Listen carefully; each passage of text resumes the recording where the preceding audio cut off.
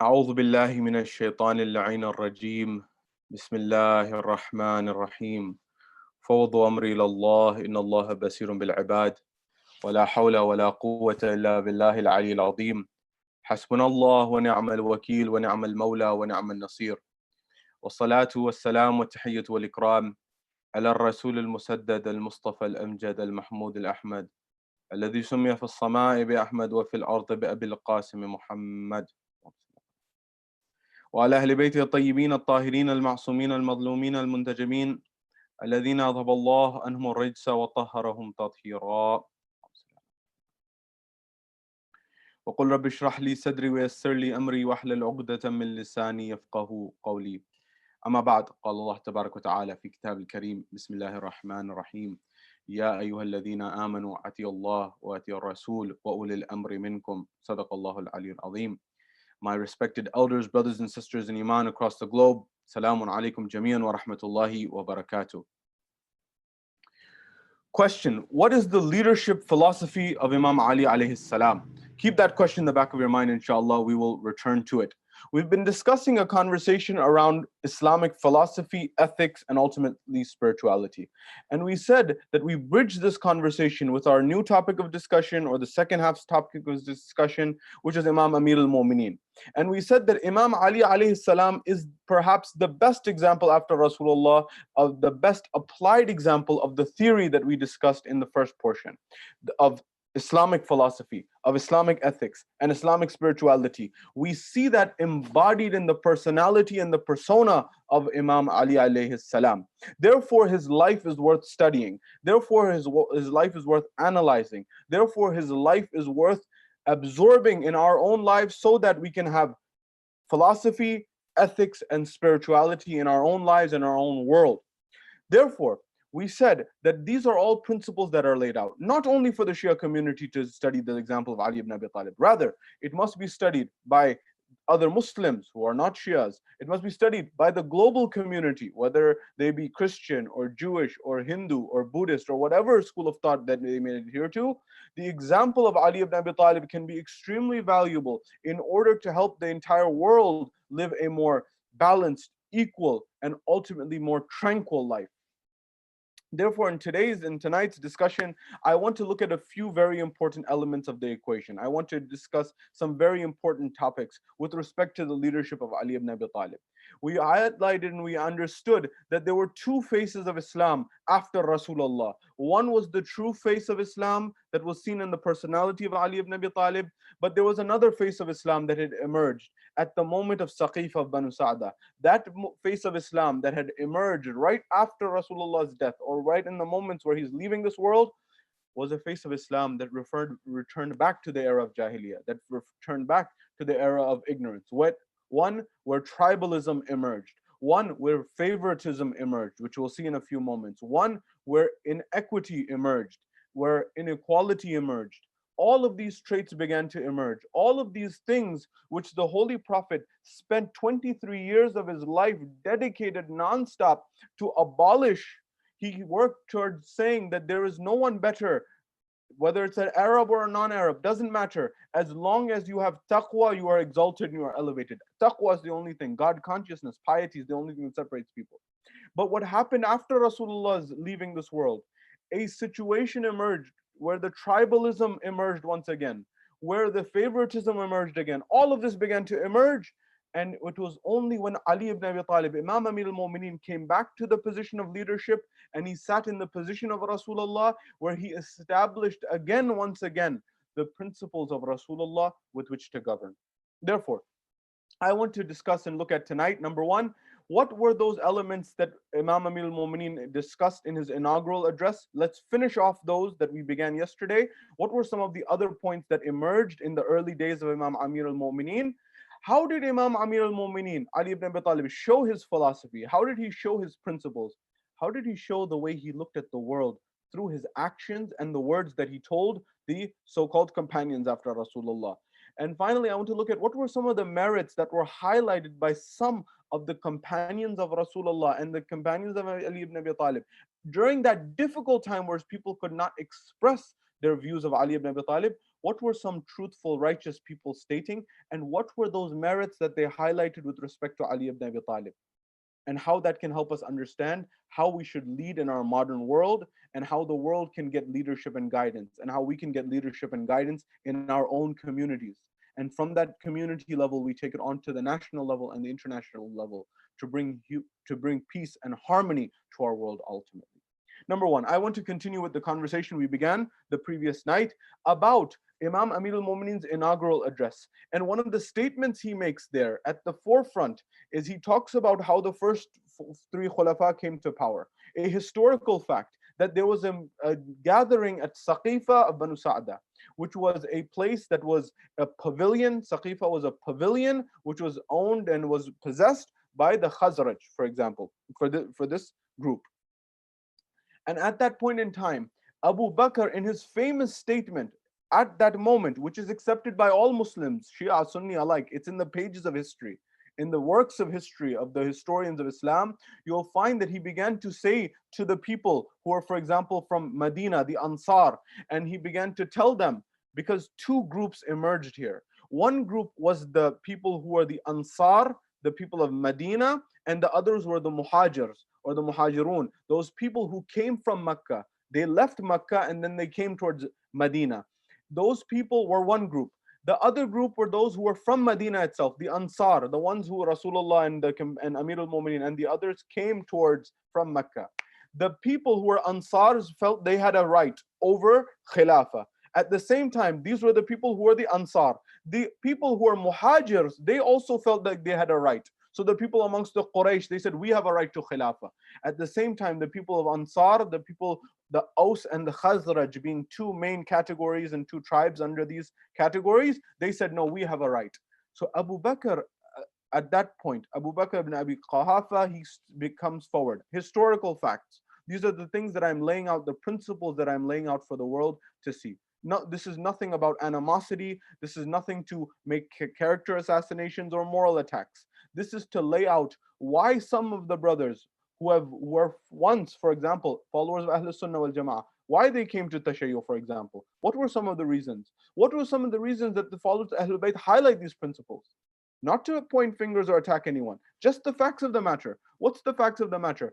Abu Bakr began to say at one moment in time to the Aus and to the Khazraj that were you not elevated in your tribe? And he revived this tribalism and said, is your tribe not better than this tribe? And is this tribe not better than that tribe? And don't you have a right over this? And don't you have a claim over this? And wasn't this person killed? And wasn't that person killed? He began to make it personal and tribal at that moment in time. And when this ensued, the Quraysh or the people who are Muhajirs also began to say, well, we have a claim. We were the first with Rasulullah. We were the ones who spent the time 13 years in Mecca. You were not even in Mecca for 13 years. They began to tell the Muhajirs, they began to tell the Ansars. The Muhajirs began to tell the Ansars, you weren't even in Mecca with us. Do you know what difficulties we went through? Do you know about Shabeer Abi Talib? Do you know about those difficult times? These types of conversations began to begin. So everyone began to think they are superior to the other. Everyone began to think they are better than the other.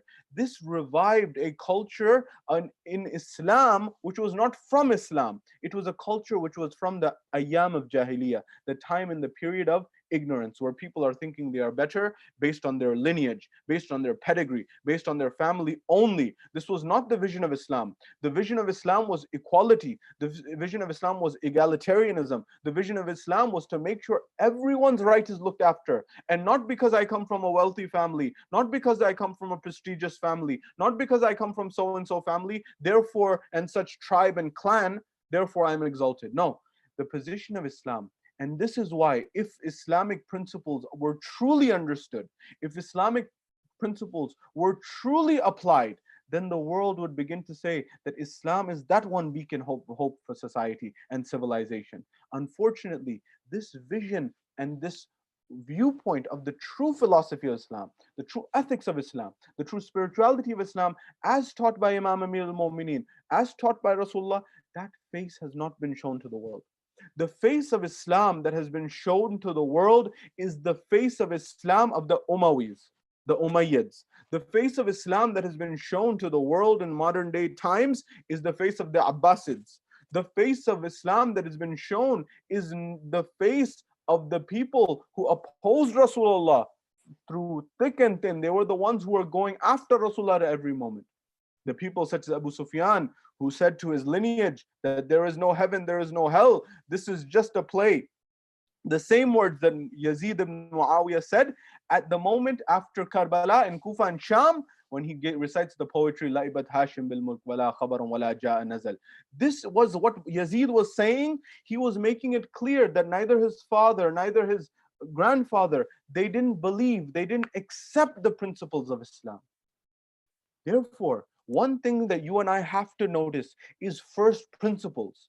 Because there are certain people who come forward today in our world and they say this, they put forward terms such as adala of the Sahaba, 100%. That means that everyone who was a Sahabi, who is a companion of Rasulullah, is adil by default.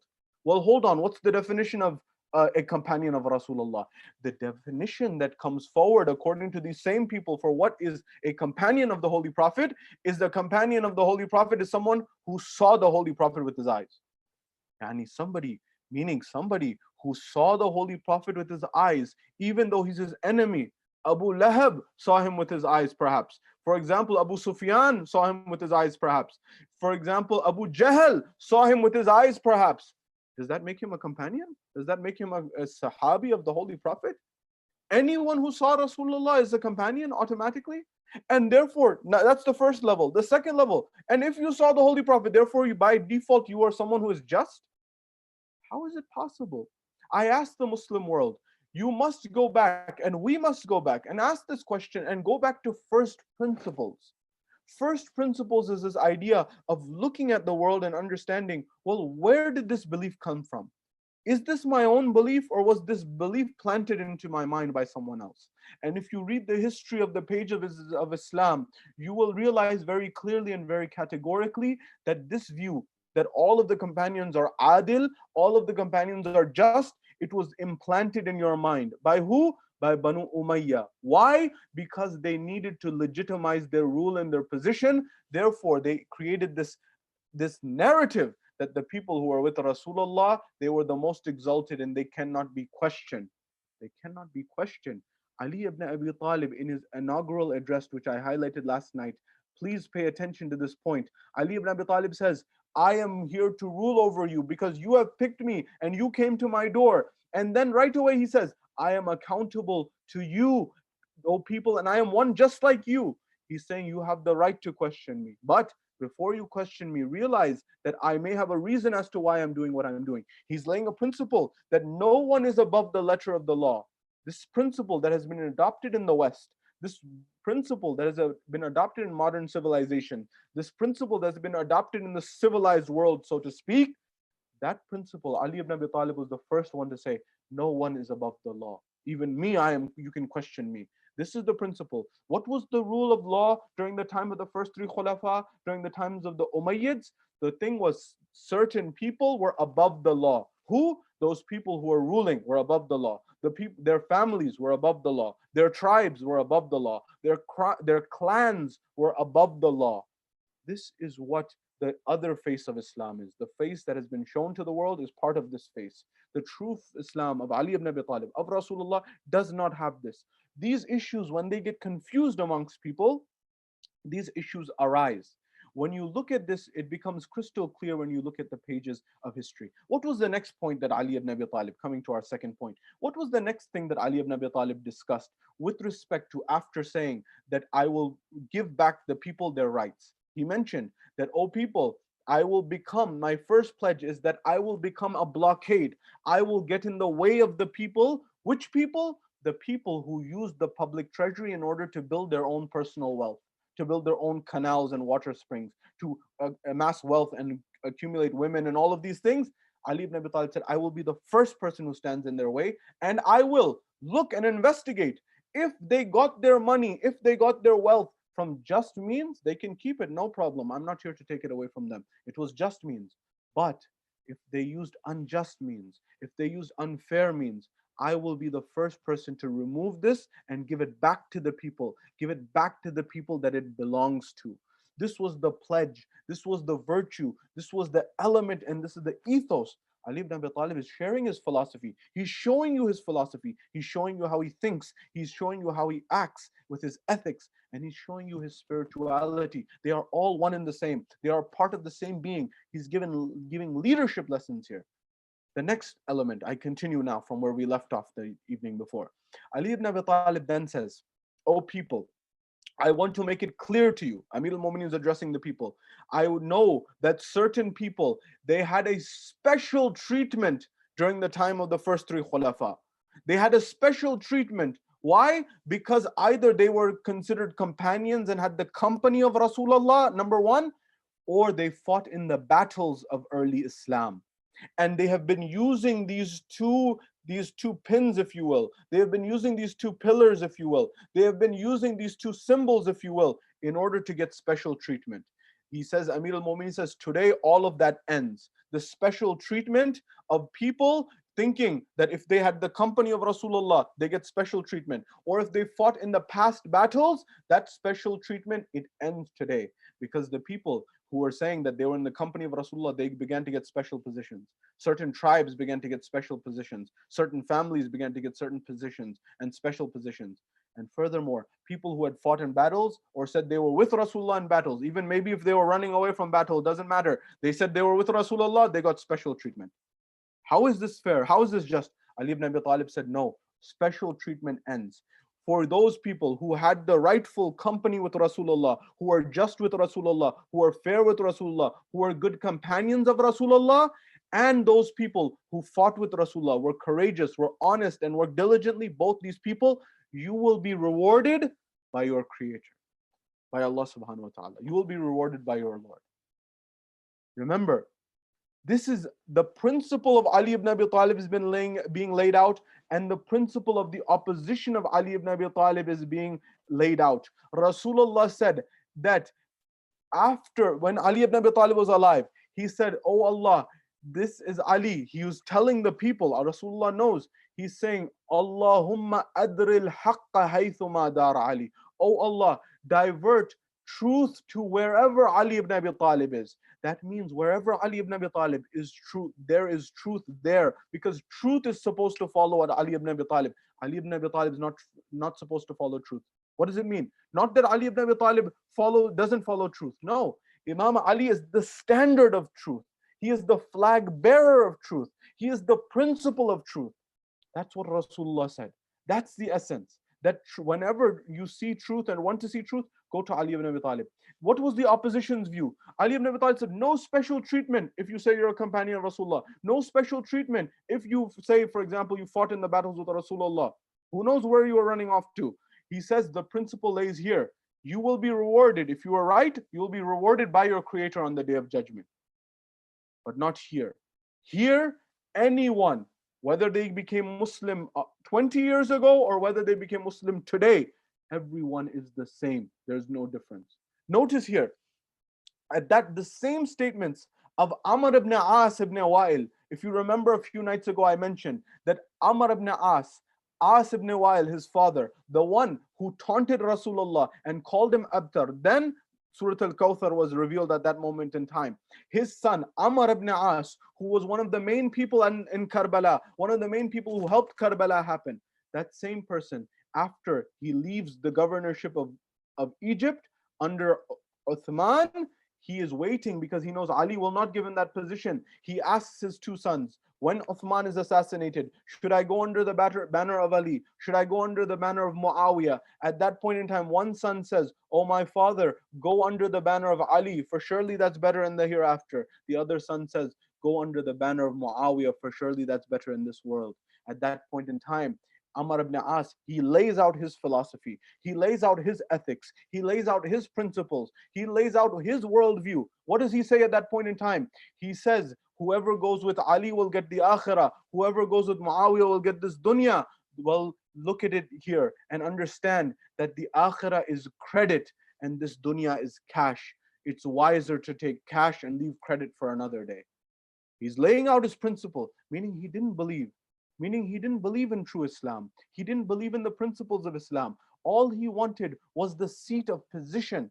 That is what Ali ibn Abi Talib alayhi salatu was salam is saying. Imam Amir al-Mu'mineen is saying so clearly And I'm repeating, I'm not saying for animosity's sake. I'm saying so the principles are laid out, so the Muslim world knows why the followers of Ali ibn Abi Talib, why we love Ali ibn Abi Talib, why we respect Ali ibn Abi Talib, why we dedicate our lives to Ali ibn Abi Talib. It's not because he's from the line of Rasulullah. It's not that.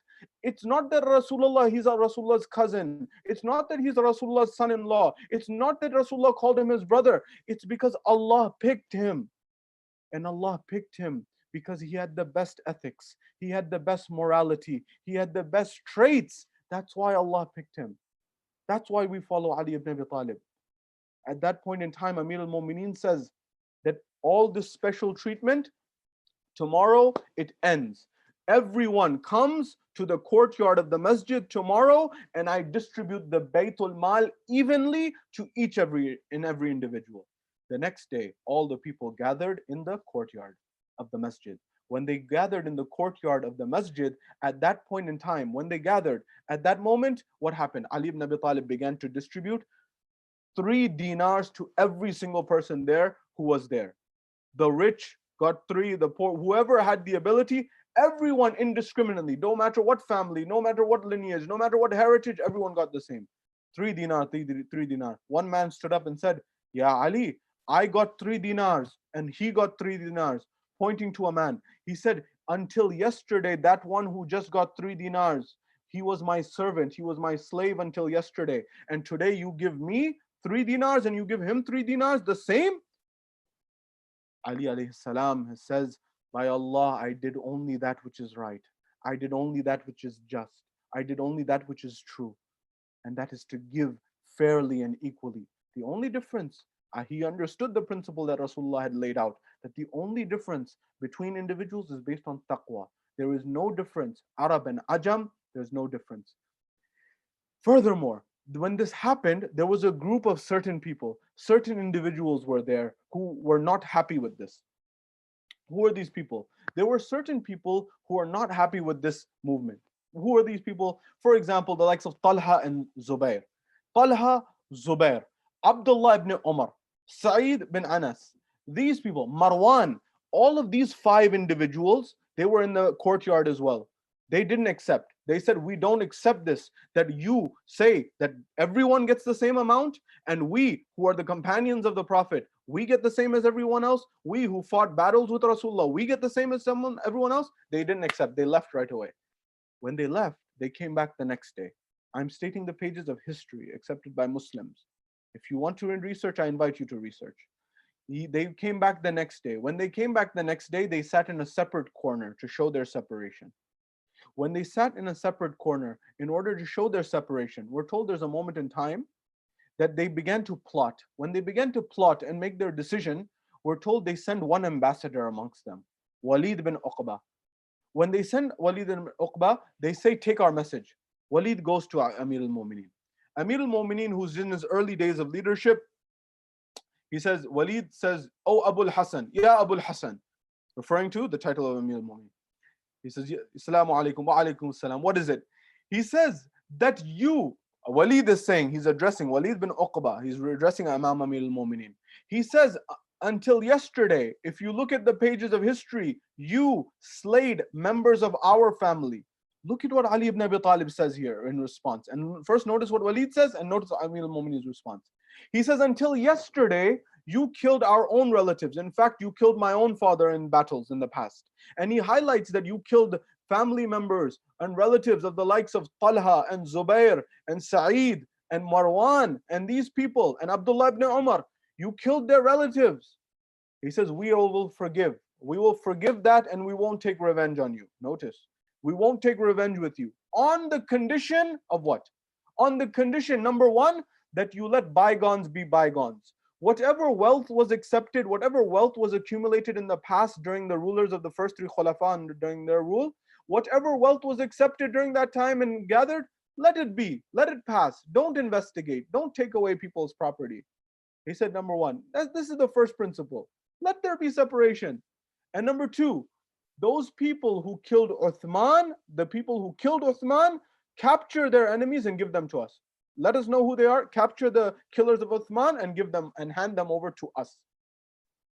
So they said, Three principles they laid out. They said, first of all, Ali, if you accept, we will forgive you if you accept our two conditions.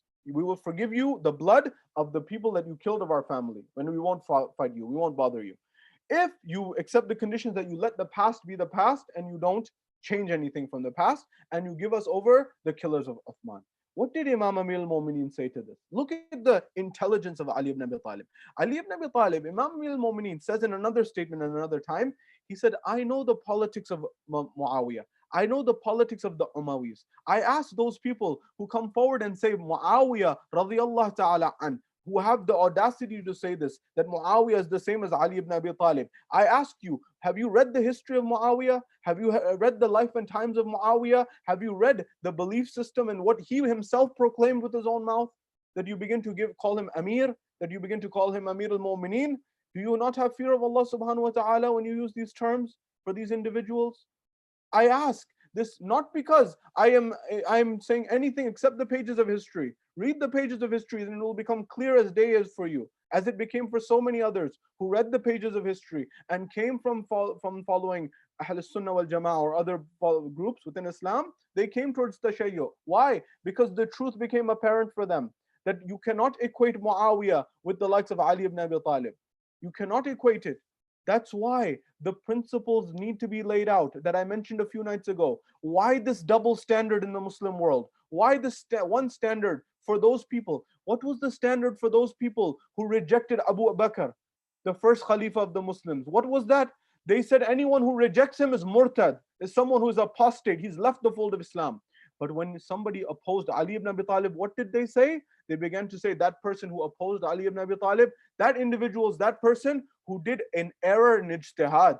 Subhanallah, how convenient. Because Talha, Zubair, Aisha opposed Ali ibn Abi Talib. Muawiyah opposed Ali ibn Abi Talib. This view of saying Abu Bakr's people who opposed him, they were people who were apostates. And the ones who opposed Ali, they just made a small error in ijtihad, in their deduction. This view is not the view of Muslims. This is the view that was implanted by Banu Umayyah in the minds of Muslims, and it reigns till today. Why? Because it's very convenient for political authority. It's very convenient for rulers, because it says, don't question the ruler, don't question, and only certain people can be questioned. Who? The people of justice, such as Ali ibn Abi Talib. Them, you can question them. But people who don't have the ethics, who don't have the principles, don't question them, because they're appointed by Allah subhanahu wa ta'ala. We are having this conversation in order to clarify these double standards for the Muslim world. Ali ibn Abi Talib responds to Walid bin Uqba. He says, you gave me these three conditions. As for the first one, you say that I killed your relatives. He says, it is not a personal matter. I fought those people who I fought because it was a matter of truth and falsehood. It was a battle of truth and falsehood. If you understand the manhaj, if you understand the school of thought of Ali ibn Abi Talib, you will understand Karbala, and you will understand the principle and the viewpoint of Hussein ibn Ali ibn Abi Talib. If you understand the principle of Ali ibn Abi Talib, you will understand the principle of Rasulallah. This is why that what happened in Karbala happened because of the philosophy and the viewpoint of the Umayyads, the philosophy and the viewpoint of those people who opposed Ali ibn Abi Talib. What happened? Ali said, as for me killing your family members, it was a personal matter. No, it was not a personal matter. It was a matter of truth and falsehood. I was not killing them as individuals. I was fighting on the side of truth against falsehood. If you have a problem with it, take it up with falsehood. Go and take falsehood and find falsehood in court and take it against falsehood. It's not against me. Take it up with your creator on the day of judgment. I was fighting on the side of truth against falsehood. It was not a personal matter, number one. Number two, with respect to you saying, let bygones be bygones, let the past be the past, and let us start a new, turn over a new leaf and turn a new page in history, and let the wealth that they accumulated be, and don't question it and don't take it. With respect to that, I have to tell you, Ali ibn Abi Talib states that it is my responsibility and obligation to return the right of the individual who has been oppressed back to them. That is my responsibility and my duty, and I cannot withdraw from it. I cannot move back from it. It is my responsibility and my obligation to ensure that truth is established. Even if it has been delayed, I must give them back their right. And as for number three, you say the people who killed Uthman, the people who killed them, that I hand them over to you. I tell you by Allah, if I knew who were the people who killed Uthman, I would have taken and made sure that justice was administered and made sure that those people were punished as they should have been punished. Look at Ali ibn Abi Talib.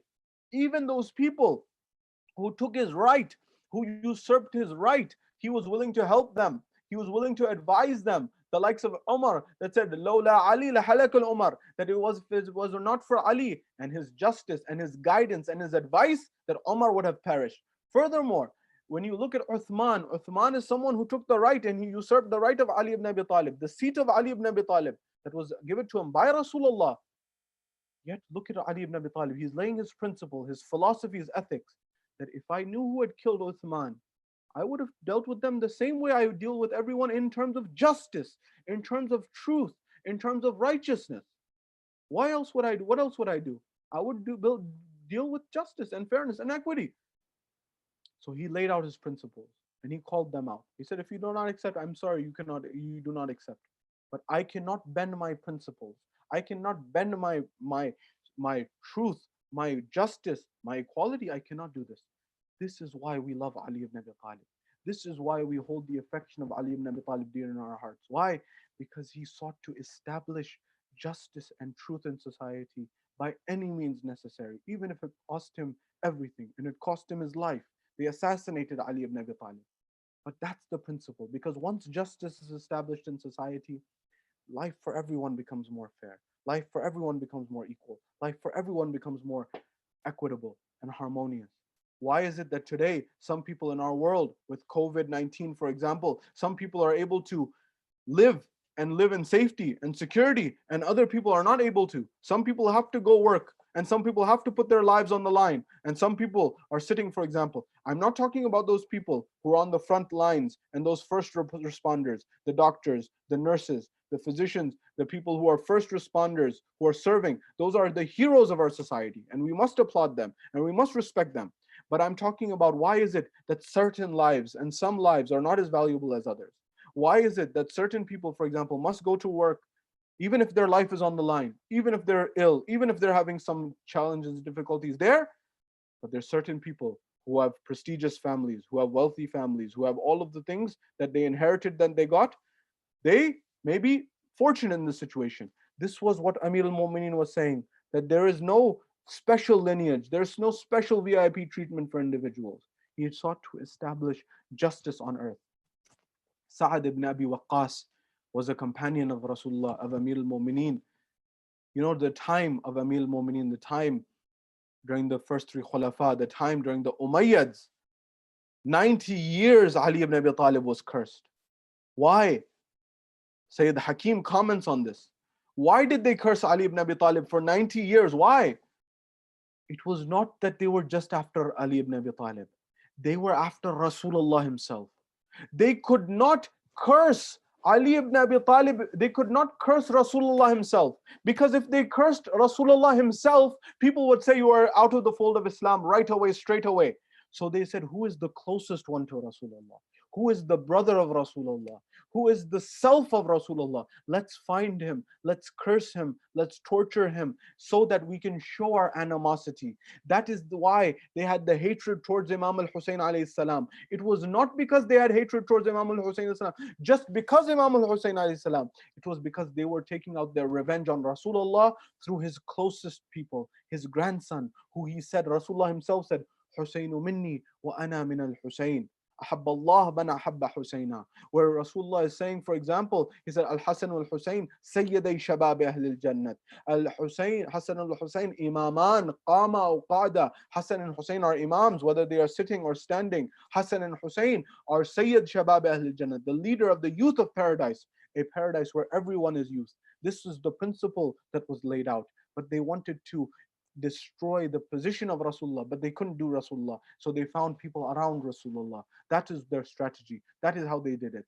That's why, otherwise, why for 90 years? After Ali ibn Abi Talib has left this world physically, you're still cursing him. It's because they hated the principle of Ali ibn Abi Talib. No, they hated the principle of Rasulullah, which Ali ibn Abi Talib established And when he established this principle, they said, we can't curse Rasulullah, let's curse Ali. So what happened? What happened after that? Sa'ad ibn Abi Waqqas was asked in a gathering amongst companions. The Shia, who said the Shia don't accept companions? The Shias have the most love and respect for the companions of Rasulullah. The Shia love the likes of Salman. The Shia love the likes of Abu Dhar. They love the likes of Ammar bin Yasir. We love those companions of Rasulullah, the true companions of Rasulullah. Who says that the Shia don't accept? We ask the only question, that is, are all companions created equal? Is anyone, and what is the criteria? Anyone who saw Rasulullah, is that sufficient to really be a companion? Establish the definition of what is a true companion and ask the question, what makes sense? What is logically acceptable in this scenario?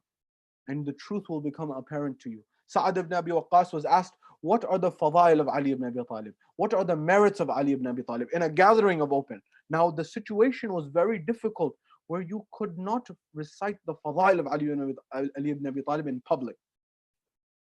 Around that same time, just to give you an example so you understand, when Sa'ad ibn Abi Waqqas was asked about this, around the same time, they asked Abu Huraira. Abu Huraira, the historian, or the one who was the traditionalist who wrote down the traditions, they say, or some say even created them. Nonetheless, this individual, when he was asked, can you tell the fadail and the merits of Ali ibn Abi Talib? Do you know what his response was? Not according to Shias, according to all Muslims. Do you know what his response was? The response of Abu Huraira? His response was, Inna lillah wa inna ilayhi raji'un. At that moment, the man said, you're reciting Inna lillah wa inna ilayhi raji'un. Abu Huraira, I asked you a question. Tell me the fadail. Tell me the merits of Ali ibn Abi Talib. At that point in time, it's said that Abu Huraira said that I prefer life to death. I cannot tell you the merits. This is the truth. This is honesty. This is integrity. Why? Because he knew there would be repercussions. He knew there would be an attack on him. He knew that he would get in trouble if he recited the fadail of Ali ibn Abi Talib. Anas bin Malik. By the way, Abu Huraira, they asked, where were you on Ghadeer? He said, on the day of Ghadeer, I was close by the mimbar of Rasulullah. I was close by the pulpit of Rasulullah, the one that was made with the camels' saddles. He said, you forgot? He said, I prefer life over death. This was his response. That he knew Ghadeer happened, but he knew that it would take away from his wealth, it would take away from his life if he said the truth. Anas bin Malik was asked, where were you on the day of Ghadeer? He says, I'm one of the people who helped Rasulullah on the mimbar. I'm one of the people who helped Rasulullah stand on the pulpit. He said, recite the fadail of Ali ibn Abi Talib. Say the merits of Ali ibn Abi Talib. Tell people. Anas looks down. He says, I have many children and I don't have much money. I don't have much income. And I prefer life over death. I cannot tell you the fadail of Ali ibn Abi Talib. This is this is the truth? This is righteousness? I ask, maybe we don't ask Anas bin Malik, maybe we don't ask Abu Huraira, but at least for the Muslim world, ask those people who put the policies in place that made Abu Huraira afraid, that made Anas bin Malik afraid, that they were not even willing to recite the fadail of Ali ibn Abi Talib, although they knew the fadail. Who created this air of trepidation? Who created this air of fear? Who created this environment? I ask and leave that as an open question for the Muslim world. Look and analyze the pages of history and you will begin to see the truth. You will begin to see righteousness. The only condition is you come with an unbiased heart. You come with an unbiased mind. They said, Sa'ad ibn Abi Waqqas, we ask you, tell us the fadail of Ali ibn Abi Talib. He says, I tell you, in this environment of fear and trepidation, look at the courage of Sa'ad ibn Abi Waqqas. He says, I tell you, there are 4 merits of Ali ibn Abi Talib that if I was given the life and the rulership of Nuh Alehissalaam, if I was given the years, 950 plus years of Noah, I would not accept that life and that span and that rulership. I would prefer these merits that were given only to Ali ibn Abi Talib. They said, Sa'ad, what are those merits? What are those fadail? He says, number 1, the day of Khaybar. That day was a special day for Ali ibn Abi Talib. Why? He says, Rasulullah said, لَأُوتِيَنَّ الرَّايَةَ غَدًا رَجُلًا كَرَّارٌ غَيْرَ فَرَّارٌ. He says that on that day, Rasulullah said, tomorrow I will give the flag, I will give the alam, I will give the standard to that individual is victorious. He is non-retreating. He is karrar. He is ghayr farrar. He is the person who is none other, who became none other than Ali ibn Abi Talib. Because everyone wanted that flag and that banner on that day, because Allah's messenger had said, he is that individual. Whoever I will give the standard to tomorrow, whoever I give the flag to tomorrow, will be that individual, will be that person who he loves Allah and his messenger, and Allah's messenger and him love this individual. Every companion wanted this, and they stayed up all night in order to get it and pray that they would be the individuals who would get it. At that time, Rasulullah, he gives the flag to Ali ibn Abi Talib. No one except Ali ibn Abi Talib got this flag. This was the first merit of Ali ibn Abi Talib, that everyone wanted it, but no one was able to get this except Ali ibn Abi Talib. He said, what's number two? He said, Sa'ad says, the second merit of Ali ibn Abi Talib, which no one else had, was that delivery of ayat of Surah Al-Bara'at, of Surah Tawbah. When Surah Tawbah was revealed, at that point in time, Rasulullah is in Medina, the message is going towards the Meccans. Allah is upset with the Meccans, the Quraysh, the people who fought the Muslims, he's upset with them. Surah Al-Bara'at, Surah Tawbah, the one chapter of the Quran that does not have a Bismillahir Rahmanir Rahim. It does not begin with, in the name of Allah, the most beneficent, the merciful. Why? Because Allah is declaring his upsetness with the people. At that point in time, Abu Bakr is the one who goes towards the Meccans in order to send the revelation of this chapter. At that point in time, accepted by all Muslims. This is not something that is partisan. All Muslims accept this in the tafsir and the revelation of Surah Tawbah. What happened?